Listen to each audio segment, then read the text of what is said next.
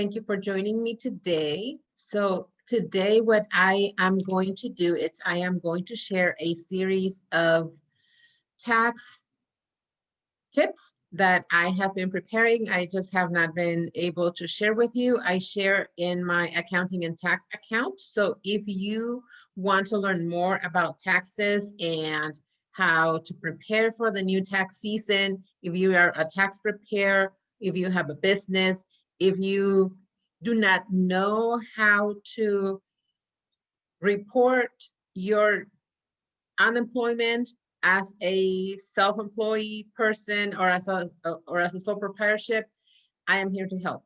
So I prepared this short presentation for you. I'm going to be sharing with you, and hopefully you'll get some benefit from it. So I call this accounting and tax. Again, if you have not joined my page, join my page, Accounting and Tax by Dr. Reyna. I will be sharing all kinds of information about taxes and stuff like that. So we're gonna go ahead and get started with this. So our first the first advice that I can give you is declutter your direct debits and subscriptions. In other words, everything that automatically gets charged into your account, review it. If you have not needed whatever subscription you have in the past 6 months, my advice to you is cancel it. Use that money, save it, put it into whatever you want to do. But for now, this is my first one. Declutter all your debits and subscriptions. If you have not used it, cancel it. If you need assistance with that, let me know. I know sometimes we signed into magazines, we signed into different subscriptions that we may be not using them anymore. Okay, so advice number 2. Are you making full use of your employee benefits? If you are an employee, there are multiple sets of benefits that are part of what your employer offers to you. So set time to review and ask questions about how to fully utilize your benefits. Set up an appointment with your HR department or with your payroll department, whoever is the person that is responsible to explain to you what benefits do you have. I know some benefits have wellness included, where you can get money back. Some others have dental, vision. Check if you need to go and get your glasses before the end of the year, because at the end of the year, if you don't use your benefits, you lose it. That's in dental. A lot of dentals don't have the rollover, so if you don't use it, you lose it. So go get those teeth clean and smile for the holidays. Next, check your insurance contracts. Get all of your insurance contracts and find out when they renew or when they expire, so that you have time to review whether or not the insurance coverage that you have is beneficial or not. If you need any help with that, I can help you with that as well. Set up 3-week reminders in your calendar. So if your insurance is expiring in June, then go 3 months back, set it in your calendar as a reminder, set it on your phone as a reminder. So that way you are not going to be stuck in it's too late, we already roll over you, we already re-enrolled you in the auto renewal, and you're stuck with whatever insurance policy this company is offering to you. So my advice to you, set up 3-week reminder on your calendar. Never settle for auto renewal.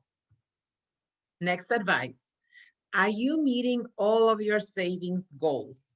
In the beginning of the year, especially in January, we set out resolutions and we say, we're going to work out this year. We're going to save money. We're going to travel the world. We set up all kinds of different goals. And one of the goals is savings. So are you meeting those goals? And if you are not meeting those goals, here's my advice. Split your earnings into pots. Reaching small goals will give you momentum. So if you start and you say, I am going to start saving 10% of my income, and you automatically set it up from your bank account so you never see it. Once you are saving that small amount of 10%, that'll give you momentum and you will start to accomplish all of your other goals. Who knows? Maybe you will end up losing weight as well. Renew your life insurance policy. I did not include this one with your other insurance because your life insurance is very important. You don't buy life insurance because the government requires it from you. You don't buy life insurance because you have excess money. You buy life insurance because you care for your loved ones, because you want to make sure that they're well taken care of after you pass. And so for that reason, it's very important that you review that your insurance policy is meeting all those needs. If you need help in this area, reach out to me. I will be more than happy to review your current policy or to help you with a new policy. It's very important. And because you have a life insurance policy because you care, not because you need to, but because you care. And I appreciate that about you. Thank you. And so that's why set some time aside. Set some time aside. Make sure that your insurance policy is up to date. Make sure that your insurance policy it's ensuring everything that you want it to do. And if not, then renew it or modify it. Do you know the amount of time you have been in the electoral register affects your credit score? I'm going to say that again.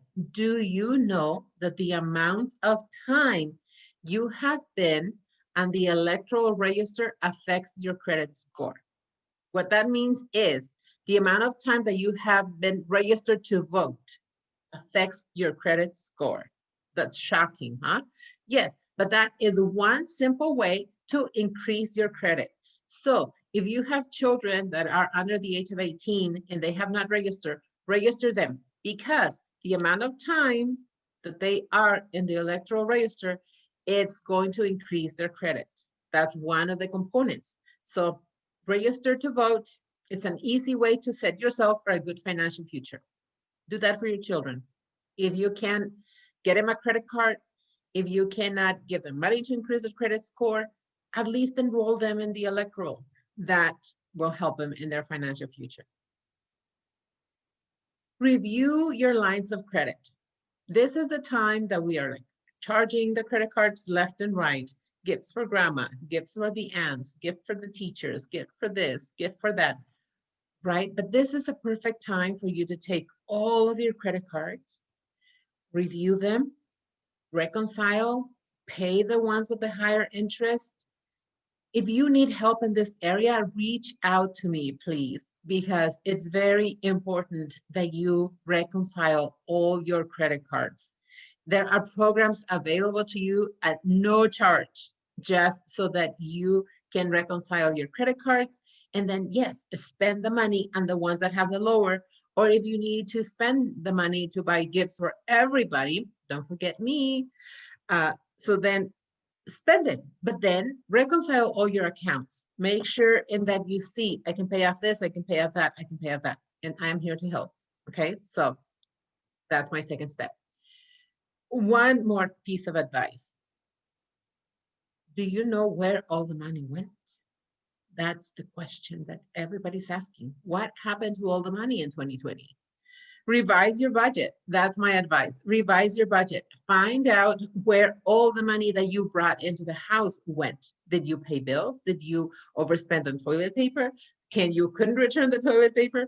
Where all the money went? And so that's where I have created a document that it will be in the accounting and tax website, Facebook page. I'm going to link it in there as well as in the as on the website. But this budget, it's a simple budget. It's a simple one-page budget document that I will give to you. It will be my gift to you so that you can revise and create a budget for yourself. With that budget, you will be able to see what happened to all the money. Where do you spend all the money in 2020? And how can you make adjustments for the new 2021? One great thing. I know that around Christmas, everybody wants to contribute to the church. Everybody wants to give out gifts. Everybody wants to, they have this spirit of charitable contributions, right? If you are a sole proprietorship, or if you have a business, if you receive a 1099, all your donations are tax deductible. They can save you thousands of dollars in taxes. So contribute. Make sure you check with me if you have any doubts or any concerns, or are unsure on how to make sure that those charitable contributions are being tax deductible. So I will help you with that, and I will help you also find an organization that you can use to save those thousands in taxes. Okay, but don't be shy. Donate if you feel in your heart that you want to donate. Charitable contributions are always good for the soul, but they are also good for your business. Now, looking for ways to save money? Get my free book, 52 Ways to Save Money. The link is below here. Claim your free book. It has 52 ways, and those 52 ways are just the beginning. I'm not bringing up anything new. I am just presenting all this information through the lenses of today. The lenses of today that make it seem like it's something new, but it's something that you've been doing all your life. I'm just compilating all those 52 ways to save money so that you can start saving money and start finding other ways that you can save money. And you can send me feedback. So you can send me feedback and say, hey, I found the 53 way, I found the 54 way, I found 10 more ways to save money. Send them over to me and I will add them to our book. Another way to save thousands of dollars in taxes, if you are a self-employed person, a sole proprietorship, or have a business, it's all your employee bonuses. You know, all those wonderful employees that are always there on time, that are the best person that whenever you need something, you think of that employee and you are thinking, I wish I can give that employee a bonus. Okay, so if you give that employee a bonus before December 31st, don't be a Grinch. Don't be a Mr. Scrooge. If you are not trying to be Mr. Scrooge and you want to give employee bonuses, then those bonuses can also be tax deductible. Check out with me and I will help you figure it out.